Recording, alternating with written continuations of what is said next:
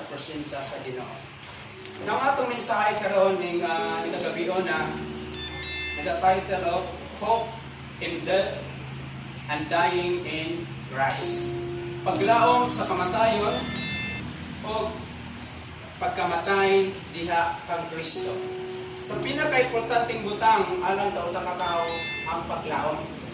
Once na mawala ang paglaom, dopamine pa imuhang feeling mo na nagatakluban ka sa tibuok kalibutan. Even the family I know dili sayon.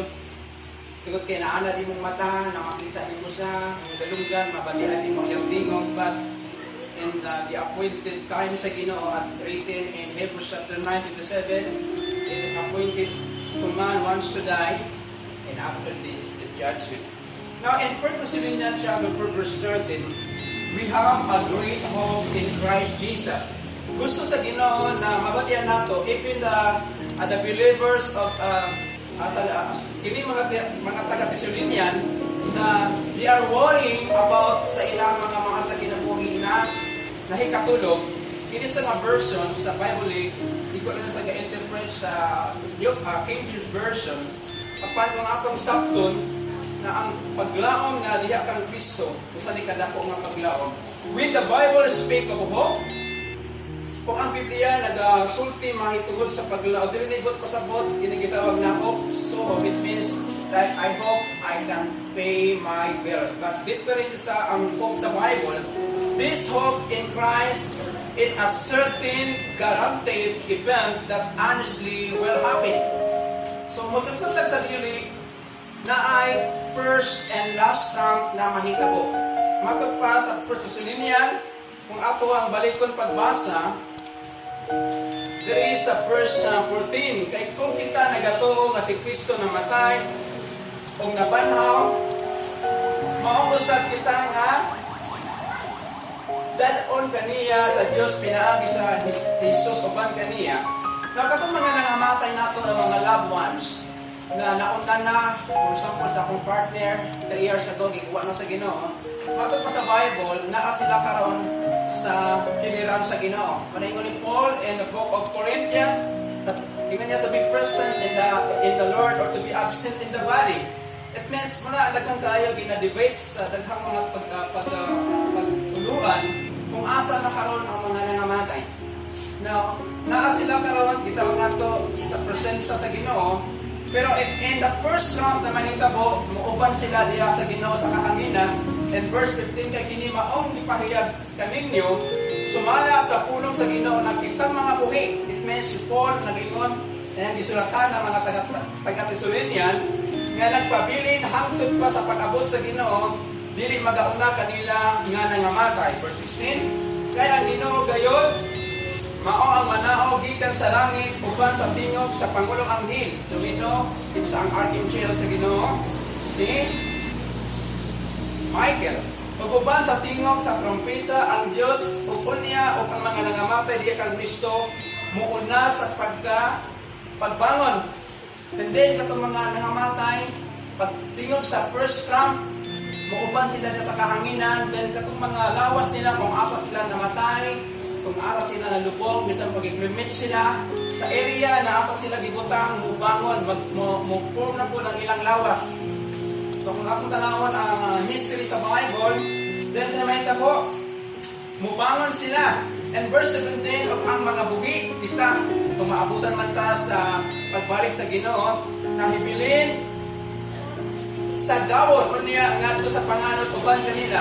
Di lang ilang lawas, for example, muna ang mga nangamatay na loved ones nato, kung asa sila bilubog o sa dagat ba, kung bisan pagikaon sa pati, ang ilang mga parte silang lawas, mabuhos sila sa area kung asa sila bilubog o namatay o ikikimit sila by the power of God. Kita nga po, in the last lamp, magsabay na sila in the twinkling of an eye. Yun ano, kagamhanan na Ginoo. Kunya, ngadto sa panganon, uban kanila sa pagsugat sa Ginoo diya sa kahanginan o makig-uban sa kanunay sa Ginoo. Nga naay tulog ang mga gitawag ato na dagko nga paglaom. Even na mag-adik ta kini usa ka ginasawad sa sana when I remember when I was in Bible college, namatod pa sa among professor na ang pinaka pagsulay ang mag-aabot sa tao, dili ka nang wala kay kwarta na sa kita kung dili pagmawad ng tao, makasali nga ko. Even ako naka-encounter ba na, pero ang nindot lang nakahibalot na kung asa pahingon ang atong mga partner o mga loved one, na sila mamatay na sila kay Kristo. Then, pag-abot sa Ginoo sa first and last round, magdungan ta dito sa kahanginan mo na may tapo ang 2 Corinthians chapter 5 verse 10, itawag na judgment seat of Christ. Dili para in-impierno ka, kundi para regarding sa imong rewards. Na kung winner ka, dalang kang crown of rejoicing, kung usa kang people pastor, crown of glory, kung usa kang people believers, crown of righteousness. Then after sa rapture, maabot nila ang singular tribulation, kung makasurvive ka, ang yaman sa mga crown of life. Pasalamat ka sa Ginoo sa atong panahon sa grasya, ang kinabuhi wali katapusan is a gift from God. Ito sa Romans 6:3, the wages of sin is death, but the gift of God is eternal life. So, bulaan ka ita. Now, ito ka klaseng gitawag natin ng greatest hope.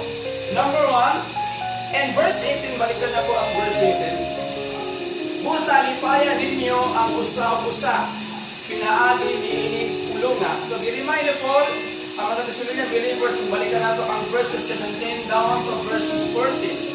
Number 1 is the assurance of hope. Na ay kasiguruhan ang atong pagduahon. Na naman, in verse 18, source of our comfort. So, unsa ba ang hinungdan nanong even na sakit kaayo para sa tuwang mawala sa mga sa kinabuhi, tungod kay nag-ingon ang Bible na sila pagkakukawon sa Ginoo. Ito yung verse na gamit ako, mura na sa interpretation sa English version. That source of comfort and the source of hope is the promise of God Himself. So, ang hinungdan, ang gikanan sa ato mga paglaom mao ang saad sa Diyos na naghatag saad sa mga Thessalonian believers o sa atong panahon karon. Everything in the universe has a source of some kind except God Himself. So, butang sa kalibutan na ay gikanan. So, wala yan ang atong Ginoo. The great hope we have comes directly from the immediate and powerful office of the Almighty God. So number 1, hope in death and dying in Christ is the assurance of hope. Now, although, para po ang mga believers of Christ, sometimes ang maandan na ang tulog ng condolences nila. But for us, bilang Christian, ako niingon, congratulations. Amen? Na naman, is better na kauban na niya ang Ginoo. I remember ang akong asawa, doon ka isang gabi lang sa hospital, nung katong iba, ikuha sa Ginoo. So nag-encounter din sa struggle, gusto pa sa mabuking. Hello, nakabiti sa tanak, ingon ako, ihimo na ako ang part, gabi na ako ampo sa Ginoo, ingon ako pag-ampo sa Ginoo. Then, wala ko kabalo kung sa niyang giampo, basta after niya prayer, niya na yung duwa kakamot, pag nauga na, nindot kayo kung naata sa Ginoo. Na naman, naatay assurance. Hello. Kanang mahigugma ta, ginawa nato og mga evidence na hinigugma po tayo. Amen? Kanang manarabaho ta, kanang assurance na tama atong sweldo, kanang negosyo ta nata assurance na di ka malugi. The same mangalagad ta sa Ginoo na ay assurance. Amen?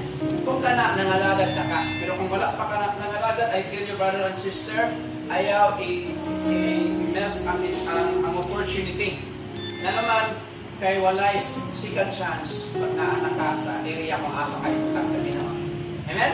Even na mo siya kita, we are in hell, kita mapatian sa Ginoo, tungkol kaya kaluwasan para sa mga puti. Ikadua, the assurance of hope. First, the source of comfort, pulong sa Ginoo, din ang Ginoo. Number 2, removal of confusion. Unsa ba ning kalibugan sa mga katawhan? Now in verse 13, apan dili kami buot mga igsoon nga kamo dili mahibalo. Mahitungon sa mga nangamatay aron dili kamo magsubo. Ingon uban sa mga walay paglaw. So, ipakita sa Bible, once na wala ka kay Jesus, the Bible declares says wala kay paglaw. Even pinakadamot pa ka, even pinakaampungan pa ka, even pinaka-educated pa ka, even pinaka-successful ka para negosyante. Kung sa marang yung situation, the Bible says say, mga walay paglaom. So, nindot kayo sa ato ang mga igsoon, ang reminders para sa ato dili kawang ang ato ang pagpangalagan sa Ginoo. Even mamatay da. Muna ang Philippians 1:21, to live is to Christ, but to die is gain. Kadaugan. Amen? May mga times ako kinabuhi magsakit ko na ko, Lord, hindi pa ay nakupanto sa. So I remember, katumatos ko akong mata. Ako taon sa mantol, yung ko sa nawa. Naikot din akong mata, nato ko sa doktor hospital. Then ako, Lord, kung mabulag man ko is better, nakuha ka na lang kung kinabuhi. Ano man, kapara man ko, mamatog langit. Nato, na assurance! Kung nakaibalaw ko, na malipayo na sa karaw. Hello? Even para sa mga pamilya, sakit. It's a normal feeling. Pero maagi lang na siya. Pero ang atong pasalamatan, kauban niya ang Ginoo. Amen? So una, na ay assurance of hope. Una, the source of comfort, the Bible, and God Himself. Number two, removal of confusion. Kaya at that time, ang mga Thessalonian believers, nag-worry sila. Nabalaka sila sa ilang mga kaigsunan na namatay diya sa Ginoo. At sila paingon. Then, Apostle Paul answered to the leaders, to the Thessalonian believers, na ipakita o ipahayag niya na pag wala kay Kristo, wala kay paglaban. Inay mong katubad. Congratulations, kinaka kay Kristo. Sumindot kayo mga igsoon na nilikta magkaluya sa pagpangalagan. Amen? There is a great confusion in the world about death and any afterlife. So I remember isa sa mga hilig ako na magtanaw ng mga martial arts. Bila ko na may tuglan ko. Pero tago ka na ito kayo. Para wala yung Bible. So, pipin ako makita sa movie na ngayon sila afterlife. Gusto ko na mahimo kita isuon gyapon ta. Mag-serve gyapon ko sa imo ha.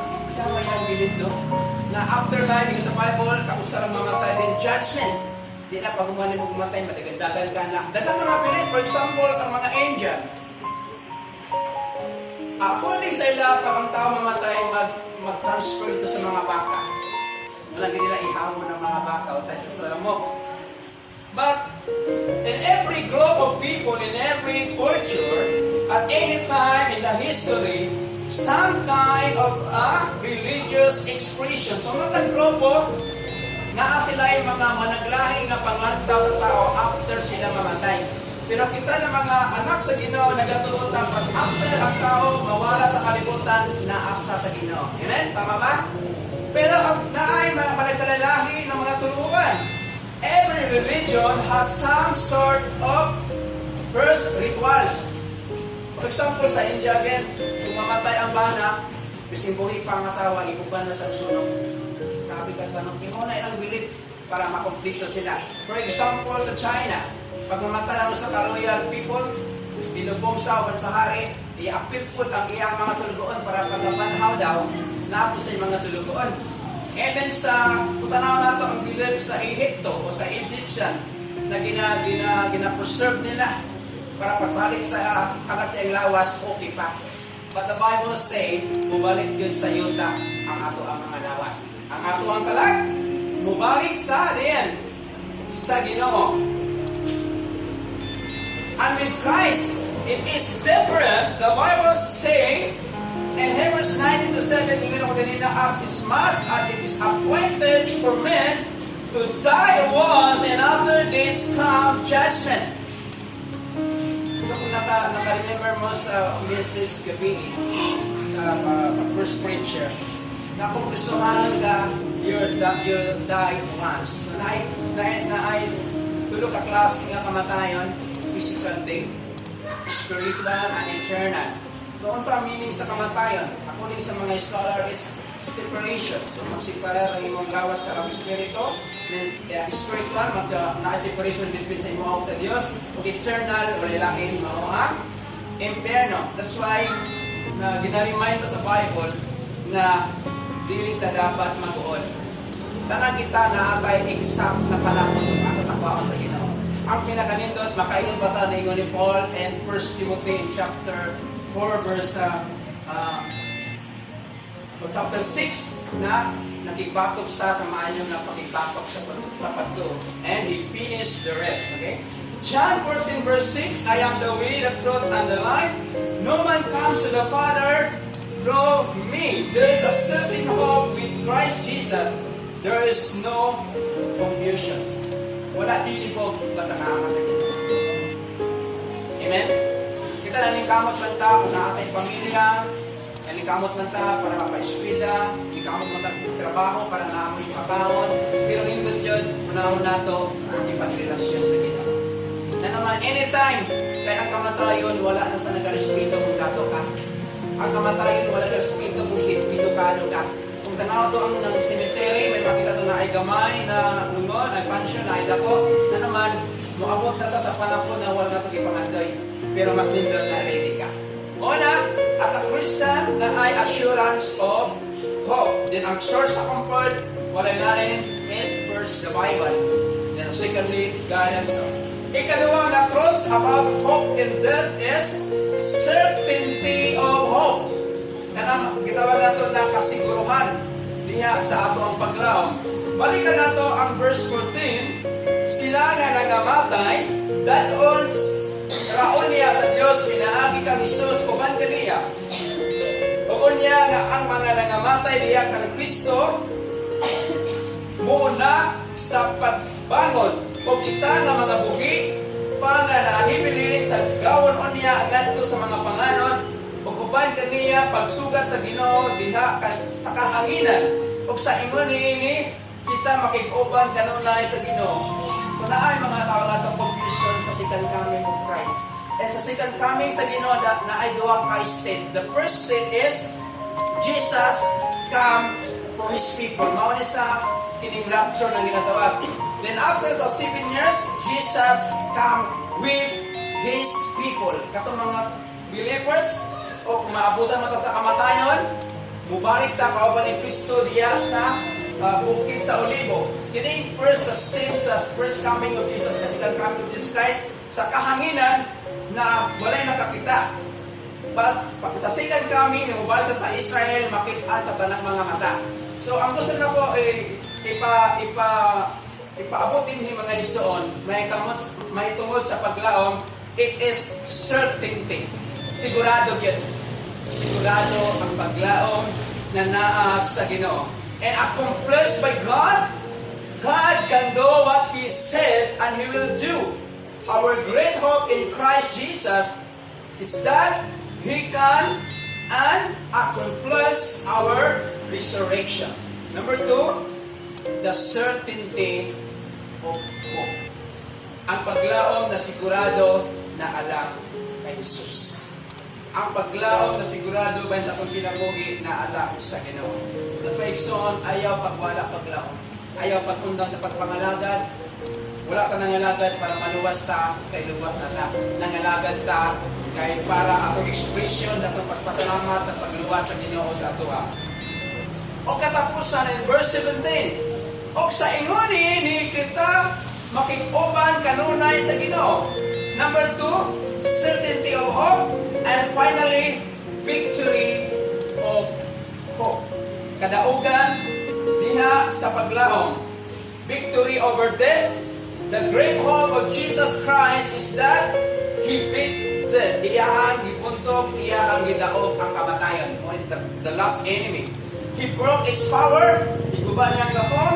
He was murdered, buried, and rose back from the dead. Gipatay siya. Wala lang sa namatay kundi gipatay siya. Then gilubong. O nga banaw sa mauna ang gitawag na gospel. That's the gospel of God.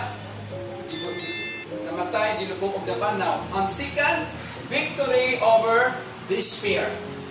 Wala sa tuwa rin na wala nakaaming doya. Nahalos mo ka na may pagmawala na lang ko. Kaya lago na kung na yung problema sa panimalay. Ako sa mga pastor, dili malikayan sometimes, ang mga nauna, mabalik pa kami doon. Pero wala naman ako na mabubiya na sa Ginoo kay kapalumig kung siya may tamo, mabubiya ka sa Ginoo.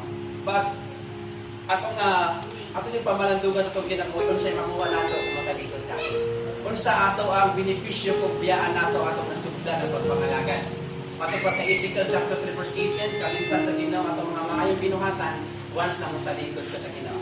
So naa na ta, nagasugod na ta, padayon na lang ta. And next is victory over this fear. Verse 13 again, apan dili kami buot, mga igsoon, nga kamo dili mahibalo, may tungod sa mga nangamatay, aron dili kamo magsugo. Uban sa uban nga walay paglaom. So, giklaro sa Bible, na pag wala ka sa Ginoo, yung ako ganina, wala kay paglaom. Kaya ang paglaom na anak sa Ginoo. Amen? Today we have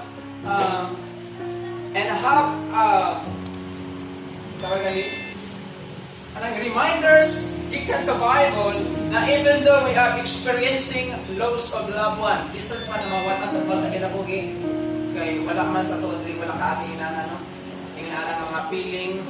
So sa ako, always remember, sa akong kinabuhi, kung magluya ko, kinauna-una ako one day, once na wawala ko sa Ginoo, ang una mangungusa sa ako ay na naman. Kaya when I met my wife, she's an unbeliever, wala relasyon sa Ginoo. I don't forget the day, nagipadawat ako sa Ginoo, nag-kneel down siya, together with me, na nagdawat ako sa Ginoo. That's why may mga time na sa akong kinabuhi, kanang ako pagkaluya, wala ginakapupit sa akong battle ba, panimalay, but always remember, na daghan na kayo nauna nito, manang Hebrews chapter 12 verse 1, ipanibutan kita baga ng mga witnesses, ang ginayon na itong mga Christian, na nauna na sa tuwa, na nag-sure up sa tuwa, matas patamba ako lang, palayan lang. Amen? Kinaatay kadaogan mo na yun, John 16:33, I overcome the world. Jesus, in this world, you have many tribulation, but have a good peace, have a good cheer, I overcome the world. So, akong himuon lang, in times sa mga trial, wala tayo lang himuon, we just read the Bible, 1 Peter chapter 5 verse 7, casting all your care upon Him, for He cares for you. So, kailangan itugyan sa Ginoo ang atong mga problema. Kung na ay mga example sa Bible, may tungkol sa mga tao na walay paglaom. Dili makita na to sa Luke 16 and verses 20 to 24. And I know very familiar sa tuwa ang usa ka history sa rich man and Lazarus. So kung balikan na to ang kinabuhi sa rich man, tanan pagkabuhong, tanan kwarta, pagkaadla na sa iya. Apan si Lazarus, ubri kayo, naara sa tiilan sa dato, ug nangandoy na bisimong lang, mag-usog siya o naapay iro, nagaduol siya kay naasay pag siya nga lawas. In the moment na namatay siya, si Lazaro, gidala sa mga anghel, then ang gato, gilubong siya ang mga pamilya. And after that, pagmata niya, nakita niya si Lazaro, naasa sa baka ni Abraham, while ang gato nagaanto sa kalayo, naghangyo na ituslog, kasi kamot na lang, grabe ka init. So, dati ang situation sa hell, hindi niya ma-imagine, kina naman, tungkol sa kainit na nangantin na lang sana, isang tuslog na lang. Kung makita nato na ang walay ka paglaw kung wala ka sa Ginoo. The believer will never be experience this fear. So ang mga magtotoo, dili makasinati sa pagkaluya o pagkawalay paglaw because have hope in Christ Jesus. Mga igsoon, tanang kita nag-encounter ang mga problema. Tanang kita nag-encounter ang mga kanilipon. And the only thing, the promise of the Bible in the book of Matthew 11 verse 28, come to me, those are heavy laden and weary, and I give you rest. Hindi mo na ito, in time na maluya ka, in times na mubati ta o kabala ka, in time mubati ka kahadlok, well, not kneel down and ask God. Like one of the apostles of the Lord, si James, itawag ka na families, grabe na kabaga yung tugod, iyang pagluhod. So, ang solution lang sa akong problema, sa mga struggle na ito gina-encounter, walay lain si Jesus. But, ginaliman ta sa Ginoo, pag maabot po na sa kong kinapuhi, always remember, first, na ay assurance ang atong paglaw. Ikaduwa, na ay certainty. Sigurado yun, tinuod yun, na naatay paglaw. Tugod nag-promise ang Bible, o ang katapusan na ay kadaugan. Amen?